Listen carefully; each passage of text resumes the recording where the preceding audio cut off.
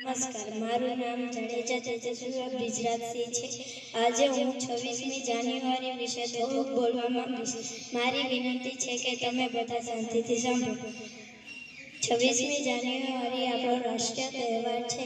આપણે બધા પ્રજાસત્તાક દિવસ ઉજવી રહ્યા છીએ. બધાને પ્રજાસત્તાક દિવસની હાર્દિક શુભકામનાઓ. પ્રજાસત્તાક દિવસ આપણો રાષ્ટ્રીય તહેવાર છે. આપણા દેશનું બંધારણ 26 જાન્યુઆરી 1950ના રોજ અમલમાં મૂકવામાં આવ્યું હતું. બંધારણ સભાના પ્રમુખ ડો. બાબા સાહેબ આંબેડકર હતા. આ બંધારણ દેશનું સર્વશ્રેષ્ઠ કાનૂન છે. આપણે આપણા દેશને સન્માન કરવું જોઈએ. મને ભારતીય હોવા પર ગર્વ છે.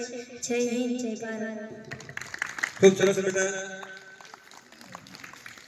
આનાથી પણ વધુ સારું વક્તવ્ય આપો એવી શુભેચ્છા.